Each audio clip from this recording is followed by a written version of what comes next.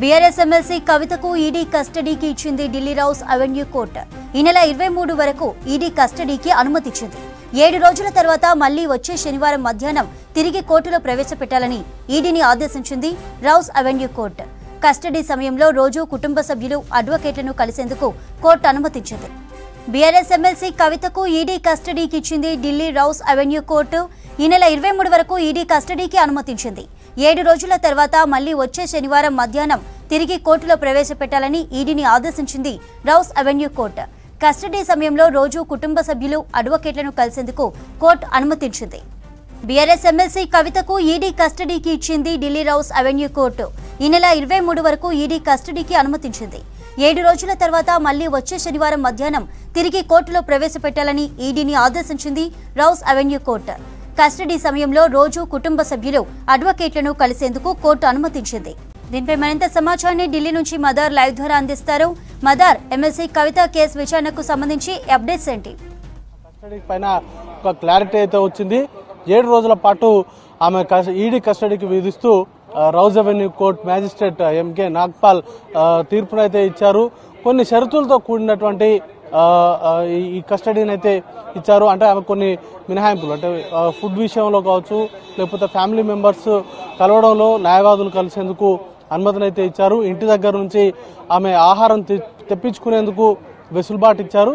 దాంతోపాటు రోజులో ఒక సమయం, జనరల్గా అయితే సాయంత్రం 5 గంటల నుంచి 6 గంటల వరకు కుటుంబ సభ్యులు కావచ్చు, లేకపోతే ఆమె తరపున వాదనలు వినిపిస్తున్నటువంటి లాయర్లు కావచ్చు కలిసేందుకు అవకాశం ఇస్తూ నిర్ణయం అయితే వెలువరించారు. ఈరోజు సుదీర్ఘంగా దీనికి సంబంధించిన వాదనలు అయితే జరిగాయి.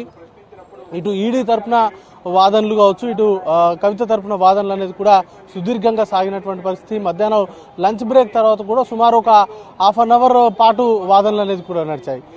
అరెస్టుకు సంబంధించి అక్రమము సుప్రీంకోర్టులో దీనికి సంబంధించిన సబ్జుడిస్లో ఇష్యూ ఉంది. అయినప్పటికీ ఈడీ అరెస్ట్ చేశారు.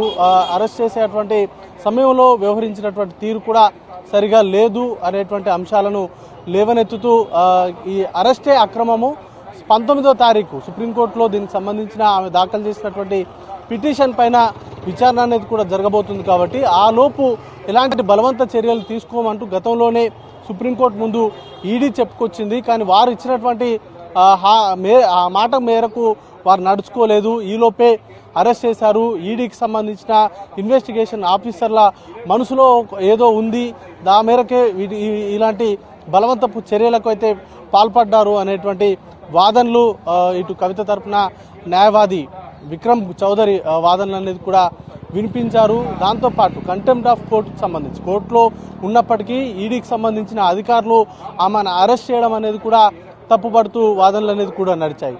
దాంతోపాటు ఈ కేసుకు సంబంధించి ఆమె గతంలో విచారణ సందర్భంగా ఆమె ఫాల్స్ ఇన్ఫర్మేషన్ అంతా కూడా ఇచ్చారంటూ ఈడీ అభియోగాలు మోపింది.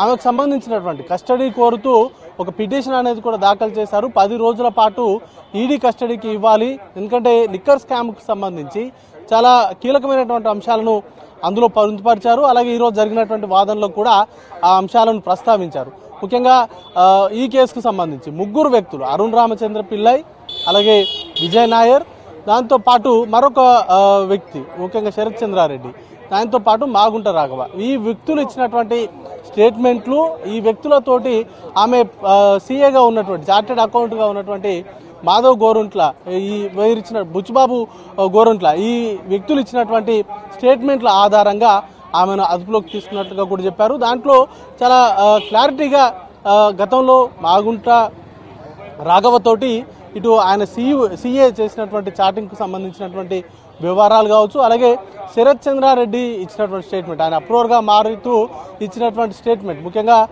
కవిత సూచనల మేరకు కవితకు సంబంధించినటువంటి వ్యవహారాలన్నీ కూడా అరుణ్ రామచంద్ర పిల్లై చూస్తున్నారు. ఆయనకు సంబంధించినటువంటి వారి సూచనల మేరకే ఈ 100 కోట్ల రూపాయల చేతులు మారాయి అనేటువంటి అంశాన్ని కూడా ఆయన చెప్పినట్టుగా వారికి సంబంధించినటువంటి ఈ కస్టడీ పిటిషన్లో పేర్కొన్నారు. ఇక అరుణ్ రామచంద్ర పిల్లై ఈ ఎంటైర్ వ్యవహారంలో కవిత తరపున, కవిత ఫేస్గా ఆయన వ్యవహరించారు. ఆయన ప్రాక్సీగా, కవితకు ప్రాక్సీగా ఆయన ఉన్నారు. చాలా సందర్భాల్లో కూడా సమావేశాల్లో కావచ్చు, లేకపోతే పెట్టుబడుల విషయంలో ఆయన కీ రోల్ అనేది కూడా పోషించారు. ఆయన ఇచ్చినటువంటి సమాచారం మేరకు కవితను అదుపులోకి తీసుకున్నట్టుగా చెప్పారు.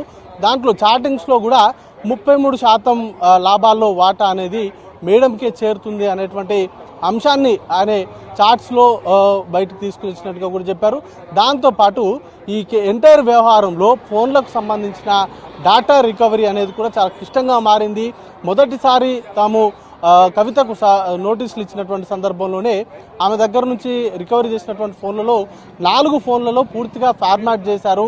దాన్ని డీఫార్మాట్ అనేది కూడా చేసినట్టుగా వాళ్ళు చెప్తూ వచ్చారు. మిగతాకు సంబంధించి ఫోన్లలో 2-3 ఫోన్లు కనీసం పనిచేయలేనటువంటి స్టేజ్లో వాటిని ఇచ్చారు అనేటువంటి అంశాన్ని కూడా కోర్టు ముందుకు తీసుకొచ్చారు. అలాగే ఇప్పటి వరకు ఈ కేసుకు సంబంధించి ఫాల్స్ ఇన్ఫర్మేషన్ గతంలో 3 సార్లు విచారించినప్పటికీ ఈడీ విచారణ చేసినప్పటికీ అందులో కవిత సహకరించలేదు, కవిత నుంచి ఫాల్స్ ఇన్ఫర్మేషనే ఇచ్చింది అనేటువంటి అభియోగాన్ని కూడా ఈడీ మోపారు. ఓవరాల్గా ఈ వాదనలో విన్న తర్వాత ఈడీ కస్టడీకి అనుమతినిస్తూ రౌజ్ అవెన్యూ కోర్టు జడ్జి అయితే తీర్పునైతే ఇచ్చారు. ఇక 23వ తారీఖు మధ్యాహ్నం 12 గంటల వరకు కూడా ఈడీకి సంబంధించిన కస్టడీలోనే కవిత ఉంటారు. ముఖ్యంగా ఇద్దరికి నోటీసులు అనేది కూడా ఇచ్చినట్టుగా చెప్తా ఉన్నారు. విజయ్ నాయర్ అలాగే శరత్ చంద్ర మరొక పర్సన్కి ఇద్దరికి అరుణ్ రామచంద్ర పిల్లై ఈ ఇద్దరికి నోటీసులు ఇచ్చినట్టుగా వాదనల సందర్భంగా ఈడీ తరపున న్యాయవాదులు అనేది కూడా తెలిపారు. కన్ఫ్రంటేషన్ ముఖ్యంగా వారు ఇచ్చినటువంటి సమాచారం నుండి అలాగే కవిత నుంచి క్రాస్ క్వశ్చనింగ్ అనేది కూడా ఉండేటువంటి అవకాశం ఉంటుంది. దానికోసం ఇప్పటికే ఇద్దరికి అరుణ్ రామచంద్ర పిల్లై అలాగే విజయ్ నాయర్ ఇద్దరికి కూడా నోటీసులు ఇచ్చినట్టుగా చెప్తా ఉన్నారు. ఈడీ కస్టడీకి వెళ్ళిన తర్వాత వీరి కన్ఫ్రంటేషన్లోనే క్వశ్చనింగ్ అంతా కూడా ఉండేటువంటి అవకాశం ఉంటుంది. ఇప్పటికే ఈ లిక్కర్ స్కామ్కు సంబంధించి సుమారు ఈడీనే ఒక 13 మందిని అదుపులోకి తీసుకున్నారు. సిబిఐ ఒక 6గురిని అదుపులోకి తీసుకున్నారు. దాంట్లో సిబిఐ ఈడీ అదుపులోకి తీసుకున్న వాళ్ళు కూడా ఉన్నారు. వారిచ్చినటువంటి సమాచారము అలాగే ఇప్పటి వరకు ఒక 4-5 ఈ కేసులో కీలకంగా ఉన్నటువంటి వ్యక్తులు అప్రూవర్గా మారారు. వారిచ్చినటువంటి సమాచారము మొత్తంగా ఓవరాల్గా ఈ ఇప్పటి వరకు తీసుకున్నటువంటి సమాచారాన్ని అంతా కూడా ఈ క్రాస్ క్వశ్చనింగ్ తోటి పూర్తి స్థాయిలో ఫ్రేమింగ్ అనేది కూడా చేసేటువంటి అవకాశం ఉంటుంది. దాని ద్వారా మరొక కీలక పరిణామం అయితే చోటు చేసుకునేటువంటి అవకాశం ఉంటుంది. దీంట్లో అరవింద్ కేజ్రీవాల్ పాత్రకు సంబంధించి కూడా ప్రస్తుతానికి క్లారిటీ అనేది కూడా రావాల్సి ఉంది. కవితకు సంబంధించినటువంటి వ్యవహారంలో ముఖ్యంగా చాటింగ్స్ ఏవైతే చేశారో ఆ చాటింగ్స్ అనేది కూడా బయటకు తీసుకురావడము, ఇతర సౌత్ లాబింగ్లో ఉన్నటువంటి కీలకమైనటువంటి వ్యక్తులతో కలిసి హోటల్స్లో జరిపినటువంటి మీటింగ్స్ అలాగే ఆమ్ ఆద్మీ పార్టీతో చేసినటువంటి నేతలతో చేసినటువంటి మీటింగ్స్కి సంబంధించిన వివరాలన్నీ కూడా ఈడీ కస్టడీలో బయటకు వచ్చేటువంటి అవకాశాలు ఉన్నాయి. Chandrika. Right mother, thank you.